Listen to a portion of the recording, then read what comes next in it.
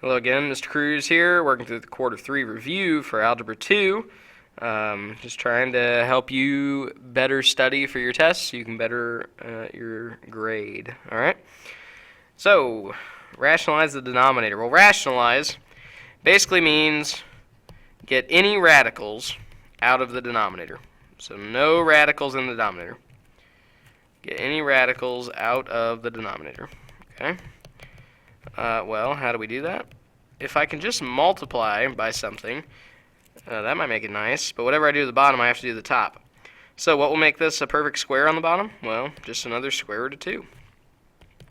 Then on the top, you can multiply the radicals, you get square root of 2x. Nothing's going to break down there. On the bottom, you get square root of 4, but hey, I know what square root of 4 is. That's 2. Now, the question is, can I cancel the 2's? And the answer is no. Square root of 2 is like 1.414, some crazy odd decimal. 2 is 2. You can't cancel them. So this is it. Okay. Oh, you'll love this next one. 4 square root of 3 plus 4 cubed root of 3. Can I simplify those? The answer is no. Try and do it. I mean, what would you do? Would it be like 8 square root of 3 cubed root of 3? No, that wouldn't work. Would it be 4 fifth root of 3? I don't know. It just doesn't make sense. You can't simplify. Okay? What has to be true is the radicals have to be the same, and they're clearly not. And in order to add or subtract, the radicands have to be the same, which that they have going for them. So you can't simplify this. Let's look at this one. 14 square root of x plus 3 square root of y. Indexes are the same, so we're good there. But look at the radicands. X is different than y as far as I know. So again, you can't simplify. Okay? Now, if it was 14 square root of x plus 3 square root of x, then certainly, because they're exactly the same, that'd be 17 square root of x. Just like if this were 14x plus 3y, can you combine that to be 17x with a y in it? Like, I don't know. What would you do? You wouldn't be able to do it, right? You can't simplify any more than it already is. Multiply 6 plus square root of 13 squared. Here's what I'm going to see most of you do. Most of you are just going to square both things. Nope. Remember, this is 6 plus the square root of 13 times 6 plus the square root of 13. Foil. Everybody see my smiley face? There's my big eyebrows, my ears, my double chin, right? 6 times 6 is 36. 6 times square root of 13 is 6 square root of 13. Square root of 13 times 6 is 6 square root of 13. And square root of 13 times square root of 13 is square root of 169, which we all know is 13. Now you combine your like terms and you're ready to rock and roll. 36 and 13 is 49. 6 square root of 13 plus 6 square root of 13 is 12 square root of 13. And I can combine those because they're like terms. They both have the same radical. Okay. Rationalize the denominator. Okay, this is similar to that other one. The only thing is multiplying by square root of 3 just isn't going to cut it because we have a 2 minus square root of 3. So I have to multiply by what's known as the conjugate. If it's 2 minus the square root of 3, its conjugate is 2 plus the square root of 3. Okay? Now, let's see what happens.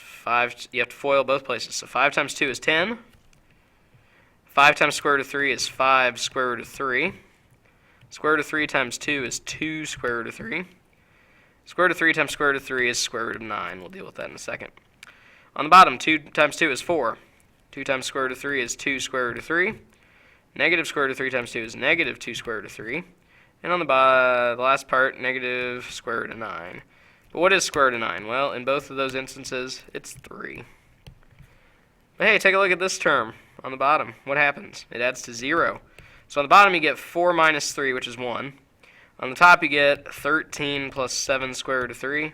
And you don't even really have to write the over 1. So it's just 13 plus 7 square root of 3. Simplify. Can I add these? Not in the way they are, no, because they're all different radicands. But I think we can break them down. Square root of 75 breaks down to the square root of 25 times the square root of 3. So it's actually 5 square root of 3. Ah, we're getting some like terms here. 2 square root of 48. Well, I'm going to have the 2 out front. Square root of 48. The largest perfect square is 16, and it goes in 3 times. Ah. Minus 5 square root of 3 is going to stay as it is.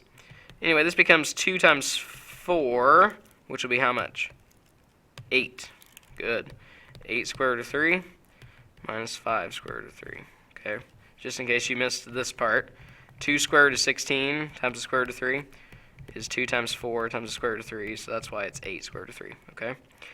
Anyway, just wanted to show that off to the side. Anyway, what's 5 square root of 3 plus 8 square root of 3 minus 5 square root of 3? It's just 8 square root of 3. The 5 square root of 3 and the minus 5 square root of 3 cancel each other out. So it's 8 square root of 3. 3 to the 1/3 times 9 to the 1/3. I know it doesn't look like it's supposed to be, but it is, I promise. Microsoft Word, yay.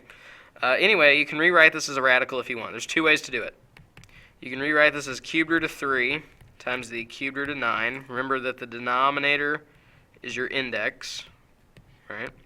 And then this will be cubed root of 27. Remember, you can multiply radicals as long as they have the same index. And the cubed root of 27 is 3. Here's an alternate approach you could do. You could do 3 times 9 all to the 1/3. You can backwards distribute that power if you want. Anyway, it's 27 to the 1/3, which we all know is 3. Either way works.